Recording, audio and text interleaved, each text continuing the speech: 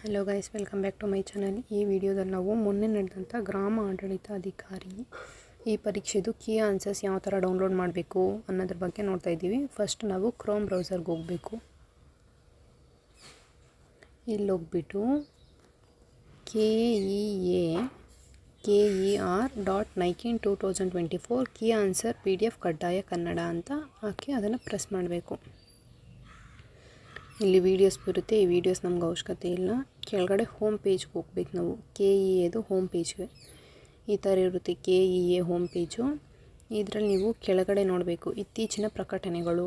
ಇದರಲ್ಲಿ ಇಲ್ಲಿದೆ ನೋಡಿ 39 GTTC ಕಡ್ಡಾಯ ಕನ್ನಡ ಕೀ ಉತ್ತರ ಅಂತ. ಇದನ್ನು ಪ್ರೆಸ್ ಮಾಡಬೇಕು. ಪ್ರೆಸ್ ಮಾಡಿದರೆ ಈ ಥರ ಬರಲ್ಲ, ಅದು ಡೌನ್ಲೋಡ್ ಆಗಿರುತ್ತೆ ಡೈರೆಕ್ಟಾಗಿ. ನಾನು ಡೌನ್ಲೋಡ್ ಮಾಡಿದ್ದೀನಿ ಒನ್ ಟೈಮ್, ಅದಕ್ಕೆ ಅದು ಈ ಥರ ಬರ್ತಿದೆ ಡೌನ್ಲೋಡ್ ಅಗೇನ್ ಕ್ಯಾನ್ಸಲ್ ಅಂತ. ನಾನು ಮತ್ತೆ ಡೌನ್ಲೋಡ್ ಮಾಡಿ ತೋರಿಸ್ತೀನಿ ನಿಮಗೆ ನೋಡಿ.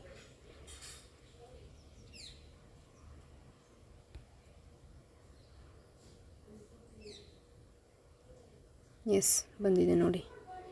ಕ್ವಶನ್ ನಂಬರು, ವರ್ಷನ್ಸು, ಯಾವ್ಯಾವ ಕ್ವಶನ್ಗೆ ಯಾವ್ಯಾವ ಆನ್ಸರ್ಸು ಎಲ್ಲ ಪ್ರತಿಯೊಂದೂ ಇದೆ ಇದರಲ್ಲಿ. ಟೋಟಲಾಗಿ 100 ಕ್ವಶನ್ಸ್ಗೂ ಆನ್ಸರ್ ಇದೆ. ಇದರಿಂದ ನೀವು ಕ್ರಾಸ್ ಚೆಕ್ ಮಾಡ್ಕೊಬೋದು ಯಾವುದಕ್ಕೆ ಯಾವ ಕ್ವಶನ್ಗೆ ಯಾವ ಆನ್ಸರು ನಾವು ಕರೆಕ್ಟಾಗಿ ಬರ್ತಿದ್ದೀರಾ ಇಲ್ವಾ ಅನ್ನೋದ್ರ ಬಗ್ಗೆ.